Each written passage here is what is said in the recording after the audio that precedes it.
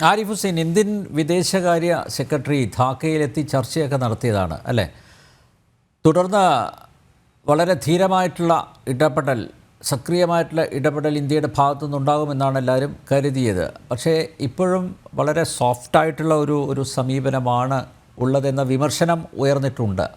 ഇപ്പം നേരത്തെ അഡ്വക്കേറ്റ് സേനാപതി വേണു ചൂണ്ടിക്കാണിച്ചതുപോലെ ഇന്ത്യയെ, ഭാരതത്തെ ആശ്രയിച്ച് കഴിയുന്ന ഒരു രാജ്യമാണ് ബംഗ്ലാദേശ് അല്ലേ? അപ്പോൾ വേണമെങ്കിൽ അവിടേക്കുള്ള ഈ വൈദ്യുതിയും അതും ഇതെല്ലാം വേണമെങ്കിൽ വിച്ഛേദിക്കാം. ഏത് രീതിയിൽ വേണമെങ്കിലും ബംഗ്ലാദേശിനെ ഒറ്റപ്പെടുത്താനുള്ള ശ്രമങ്ങൾ ഇന്ത്യയുടെ ഭാഗത്തു നിന്ന് ആവാം ഈ ഒരു ഘട്ടത്തിൽ. ഇപ്പോൾ പലപ്പോഴും പിടിച്ചു നിൽക്കുന്നത് ഈ പറയുന്നത് പോലെ, മാധ്യമങ്ങളിൽ വരുന്നത് പോലെ അത്ര അതിഭീകരമായിട്ടുള്ള ആക്രമണമൊന്നും ന്യൂനപക്ഷങ്ങൾക്കെതിരെ നടന്നിട്ടില്ല എന്ന് സ്ഥാപിക്കാനാണ് പലരും ശ്രമിക്കുന്നത്. പക്ഷേ ചിത്രം അങ്ങനെയല്ല എന്ന് എല്ലാവർക്കും അറിയാം അല്ലേ? ആ ദൃശ്യങ്ങളൊക്കെ ഇപ്പോഴും നമ്മുടെ മനസ്സിൽ ഉണ്ട്. ഇപ്പോൾ പറഞ്ഞതുപോലെ ഒരു വളരെ സുധീരമായിട്ടുള്ളൊരു നടപടി ഭാരതത്തിൻ്റെ ഭാഗത്തുനിന്ന് ഉണ്ടാവേണ്ടിയിരിക്കുന്നത് അതിക്രമിച്ചില്ലേ? തീർച്ചയായിട്ടും അവിടെയാണ് നമ്മൾ തുടക്കം മുതലേ പറയുന്ന ഒരു കാര്യം. ഇതിലിപ്പോൾ അനിൽ നമ്പ്യാർ ഓർക്കുന്നുണ്ടോയെന്ന് അറിയില്ല, മുന്നേ നടത്തിയ ചർച്ചകളിൽ ചില ആളുകളൊക്കെ പറഞ്ഞ ചില അഭിപ്രായങ്ങളുണ്ട്. നമ്മൾ നോക്കിയിരിക്കരുത്, നമ്മൾ കയറി ഇടപെടണം, നമ്മൾ അവിടെ ഫൈറ്റ് ചെയ്യണം, ബോംബിടണം എന്നൊക്കെ പറഞ്ഞിട്ടുള്ള ചില അഭിപ്രായങ്ങൾ വരെ പറഞ്ഞ ആളുകൾ ഇവിടെ ഉണ്ട്. അന്ന് നമ്മൾ അതിനോട് പറഞ്ഞൊരു കാര്യമുണ്ട്. നമ്മളുടെ രാജ്യത്തിൻ്റെ ഒരു വശത്ത് ഓൾറെഡി ഒരു രാജ്യം വലിയ തോതിൽ നമുക്കെതിരെ കുഴപ്പങ്ങൾ ഉണ്ടായിക്കൊണ്ടിരിക്കുകയാണ്, പാകിസ്ഥാൻ.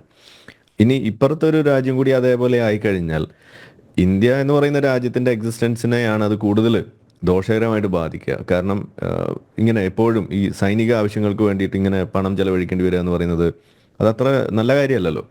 അപ്പോൾ ഒരു കുഴപ്പം ഉണ്ടാകുന്ന സാഹചര്യം ഒഴിവാക്കുക, അത് കഴിയുന്നതും കുറയ്ക്കുക എന്നുള്ളത് തന്നെയാണ് നമ്മളുടെ പ്രയോറിറ്റി. ഡിപ്ലോമാറ്റിക്കായിട്ട് ചെയ്യാവുന്ന കാര്യങ്ങളെല്ലാം ചെയ്ത് മുന്നോട്ട് പോവുക എന്നുള്ളത് തന്നെയാണ് നമ്മളുടെ രീതി. ഇതുവരെയും നമ്മൾ അങ്ങനെയാണ് ചെയ്തിട്ടുള്ളൂ. പിന്നെ നമുക്ക് വേണ്ടിയല്ലാതെ വേറെ ആർക്കെങ്കിലും വേണ്ടിയിട്ട് നമ്മൾ പോയി യുദ്ധം ചെയ്യുന്ന ഒരു രീതിയും നമ്മൾ ചെയ്തിട്ടില്ല. അപ്പം അങ്ങനെ ഇരിക്കുമ്പോൾ സ്വാഭാവികമായിട്ടും ഇവിടെ അത്തരത്തിലുള്ള സൈനിക നടപടികൾ നടത്തിക്കൊണ്ട് ഇതിലേക്ക് എന്തെങ്കിലും ഒരു വഴി ചെയ്യുക എന്ന് പറയുന്നത് തുടക്കത്തിൽ തന്നെ നമ്മളത് ഇവിടെ ഡിസ്കസ് ചെയ്തതും അതിൻ്റെ സാധ്യതകളെ തള്ളിക്കളഞ്ഞതുമാണ്. എന്നാൽ ഇപ്പോൾ നമ്മളിവിടെ പറയുമ്പോൾ ഈ തരത്തിലുള്ള റീസോഴ്സസ് കൊടുത്തുകൊണ്ട്, വെള്ളം, വൈദ്യുതി ഇതുപോലുള്ള സംഗതികൾ കൊടുത്തുകൊണ്ട് ചെയ്യുന്ന അതിലൊരു ഉപരോധം എന്നുള്ള രീതിയിലേക്കൊക്കെ പോകുമ്പോൾ അതും മറ്റൊരു തരത്തിലുള്ള ഒരു യുദ്ധസമാനമായ ഒരു കാര്യം തന്നെയാണ്. ഇപ്പോൾ നമ്മൾ ഇസ്രായേൽ പാലസ്തീൻ വിഷയത്തിൽ നമ്മളത് പറയാറുണ്ട്. ഇസ്രായേൽ അങ്ങനെ കട്ട് ചെയ്തു എന്ന് പറഞ്ഞിട്ട് ഇസ്രായേലിനെ നമ്മൾ ആരോപിക്കുന്ന ഒരു കാര്യമാണ്, അല്ലെങ്കിൽ കുറ്റപ്പെടുത്തുന്ന ഒരു കാര്യമാണ്. അപ്പോൾ അത് നമ്മൾ ചെയ്യാന്ന് പറയുന്നത് ശരിയല്ലല്ലോ. അപ്പോൾ അതും യുദ്ധത്തിൻ്റെ തന്നെ ഒരു വഴിയായിട്ട്, അല്ലെങ്കിൽ ഒരു ലെസർ വാറായിട്ട് നമുക്ക് കണക്കാക്കാം. കാരണം അത് വന്നു കഴിഞ്ഞാൽ നിരപരാധികളായിട്ടുള്ള ജനങ്ങളെയാണ് അത് ബാധിക്കുന്നത്. അപ്പോൾ അതും നമ്മൾ ഒഴിവാക്കുന്നത് തന്നെയാണ്. ഇനി ഇതില് അല്ല ഡോക്ടർ ആരിഫ് ഹുസൈൻ, യുദ്ധം ചെയ്തിട്ട് കാര്യമില്ല. താങ്കൾ പറഞ്ഞതുപോലെ നിരപരാധികൾ കൊല്ലപ്പെടും. പക്ഷേ ഇവരെ വരുതിയിലാക്കാനുള്ള എന്തെങ്കിലും നീക്കങ്ങൾ ഉണ്ടാവേണ്ടേ? ആ സമയം അതിക്രമിച്ചില്ലേ എന്നുള്ളതാണ്. തീർച്ചയായിട്ടും അവിടെയാണ് ഞാൻ പറഞ്ഞു വന്നത്. ഈ വിഷയത്തിൽ ബംഗ്ലാദേശിനെ അക്കൗണ്ടബിൾ ആക്കാനുള്ള വഴികൾ ആണ് തേടേണ്ടത്.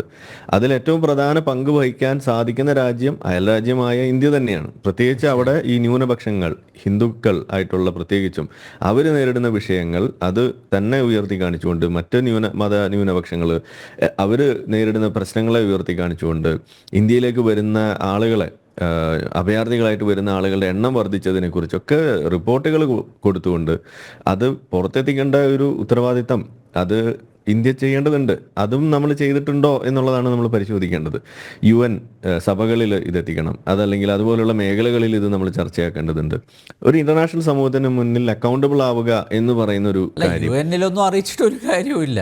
അല്ല, അറിയിക്കുക എന്ന് പറഞ്ഞാൽ ഈ വിഷയം ഇപ്പോൾ എന്തുകൊണ്ട് ഇന്ത്യ ഇങ്ങനെ ഇപ്പോഴും അങ്ങനെ ചെയ്യുന്നില്ല എന്നുള്ളൊരു പരാതി വരുന്നു എന്ന് പറയുമ്പോൾ അവിടെ എനിക്ക് പറയാനുള്ളത്, ഇസ്ലാമിക ഇത്തരം സംഘടനകൾ ചെയ്തു കൂട്ടുന്ന കാര്യങ്ങളെ കുറിച്ചിട്ട് NIA ഒക്കെ ചെയ്യുന്ന പ്രവൃത്തികളൊക്കെ വെച്ച് നോക്കുമ്പോൾ ഒരു പരിധി വരേക്കെങ്കിലും അവിടെ അക്കാര്യങ്ങൾ അവർക്ക് മനസ്സിലായിട്ടുണ്ട് എന്ന് നമ്മൾ സമ്മതിക്കുമ്പോൾ പോലും അയൽ രാജ്യങ്ങളിൽ നടന്നുകൊണ്ടിരിക്കുന്ന വിഷയങ്ങളെ മുൻനിർത്തിക്കൊണ്ട് അതിനെ നമ്മൾ കുറച്ച് കാണുന്നുണ്ടോ? അവർ മുന്നോട്ട് വെക്കുന്ന ആ ഒരു ഭീഷണിയെ നമ്മൾ വേണ്ട ഗൗരവത്തിൽ എടുത്തിട്ടുണ്ടോ എന്നുള്ളത് നമ്മൾ ചോദിക്കേണ്ടി വരികയാണ്. എന്തായിരിക്കും ആ ഒരു തടസ്സം? ആ തടസ്സം എന്ന് പറയുന്നത് ഇതിൽ ഇടപെട്ട് കഴിയുമ്പോൾ എന്തായിരിക്കും? ഇതിൽ ഇടപെട്ട് കഴിയുമ്പോൾ ഇതൊരു പൂർണ്ണ തോതിലുള്ള ഒരു യുദ്ധത്തിലേക്ക് എത്തിക്കുക എന്ന് പറയുന്നതും അങ്ങനെ ഒരു പ്രശ്നവൽക്കരിക്കുന്ന ഒരു അവസ്ഥയിലേക്ക് ഇത് കൊണ്ടെത്തിക്കുക എന്നുള്ളതും അവരുടെ ലക്ഷ്യമാണ് എന്നുണ്ടെങ്കിൽ അതിൽ ഇന്ത്യ പോയി തലവെക്കേണ്ട കാര്യമില്ല എന്നുള്ളത് തന്നെയാണ് എനിക്ക് തോന്നിയിട്ടുള്ളത്. കാരണം അവരുടെ ലക്ഷ്യം ഒരു പക്ഷേ നമ്മളെ അത്തരത്തിലുള്ള ഒരു യുദ്ധത്തിലേക്ക് വലിച്ചഴയ്ക്കുക എന്നുള്ളതാണെങ്കിലോ അതും ഒഴിവാക്കേണ്ടത് തന്നെയല്ലേ. എനിക്ക് തോന്നുന്നത് അതാണ്. അതല്ലാതെ ഈ വിഷയത്തെ ഒരു ഭീഷണിയെ കുറച്ച് കാണുമെന്ന് ഒരിക്കലും വിശ്വസിക്കാൻ എനിക്ക് സാധിക്കുന്നില്ല. കാരണം അങ്ങനെയാണെന്നുണ്ടെങ്കിൽ ബംഗ്ലാദേശ് അറിഞ്ഞുകൊണ്ട് അങ്ങനെ ഒരു അബദ്ധം കാണിക്കുമോ? അതാ പറഞ്ഞ് അത് കാണിക്കാൻ സാധ്യതയില്ലല്ലോ. അപ്പം അതുകൊണ്ട് പരമാവധി അവർ അതിന് ശ്രമിക്കുന്നു എന്നുള്ളതാണ് നമുക്ക് കാണാൻ കഴിയുന്നത്. എന്തായാലും ഇതുവരെ അങ്ങനെ തല വെച്ചിട്ടില്ല. അതുകൊണ്ട് തന്നെ ഇന്ത്യ ഇപ്പോഴും സേഫായിട്ട് നമ്മൾ ഇവിടെ നിൽക്കുന്നു. പക്ഷെ അപ്പോഴും ഈ വിഷയത്തെ നമ്മൾ പുറത്ത് കൊണ്ടുവരുന്നതിൽ നമുക്ക് എടുക്കാവുന്ന വഴികൾ ഒരുപാടുണ്ട് എന്ന് തന്നെയാണ് ഞാൻ മനസ്സിലാക്കുന്നത്. ആ രീതിയിലേക്ക് പോയി കഴിഞ്ഞാൽ അത് തുടക്കത്തിൽ സൂചിപ്പിച്ച പോലെ ആ ജനങ്ങൾക്ക് നീതി കിട്ടുന്ന കാര്യമാണ്. ഇതൊരു അന്താരാഷ്ട്ര സമൂഹത്തിന് മുന്നിൽ ചർച്ചയാക്കേണ്ട വിഷയമാണ്. ഈ ജമാഅത്തെ ഇസ്ലാമി പോലെയുള്ള സംഘടനകൾ അവർ ഉയർത്തുന്ന രാഷ്ട്രീയ ഭീഷണി എന്ന് പറയുന്നത് അത് നമ്മൾ തുറന്ന് കാണിക്കേണ്ടതുമാണ്. അതിൽ വലിയ പങ്ക് ഇന്ത്യക്ക് ചെയ്യാൻ കഴിയും എന്നും കൂടിയാണ്. പിന്നെ നമ്മൾ സാധാരണ പറയുന്ന പോലെ ഈ ഹിന്ദു രാഷ്ട്രം എന്ന് പറയുമ്പോൾ അതിനെക്കുറിച്ച് എല്ലാവർക്കും പറയാൻ നൂറ് നാക്കാണ്. പക്ഷെ ഇസ്ലാമിക രാഷ്ട്രമായി കഴിഞ്ഞാൽ എന്താണ് സംഭവിക്കുക എന്നുള്ളതിന് ഉദാഹരണങ്ങൾ 1, 2, 3, 4 നമ്മളുടെ അയൽ രാജ്യങ്ങളിൽ ഉണ്ടാകുമ്പോൾ അതെങ്കിലും ഇവിടെ ചർച്ചയാക്കേണ്ടേ എന്നാണ് ഞാൻ ചോദിക്കുന്നത്. കാരണം യഥാർത്ഥത്തിൽ നമ്മുടെ മുന്നിൽ ഒരു പ്രസിഡന്റ് ഉള്ള ഒരു മുൻ മാതൃകയുള്ള ഒരു പ്രശ്നമാണ് എന്ന് നമുക്ക് കൃത്യമായിട്ട് തെളിയിക്കാൻ കഴിയുന്ന ഒരു വിഷയമാണ് ഇസ്ലാമിക രാജ്യമാവുക എന്ന് പറയുന്നത് ഒരു വലിയ പ്രശ്നമാണെന്നുള്ളത്. അത് കാണിക്കാൻ പോലും സാധിക്കുന്നില്ല എന്നുണ്ടെങ്കിൽ അതൊരു വിഷയം തന്നെ. ഇപ്പം എന്നെയൊക്കെ സംബന്ധിച്ചിടത്തോളം നമ്മൾ ഭയക്കുന്ന ഒരു കാര്യം അതാണ്.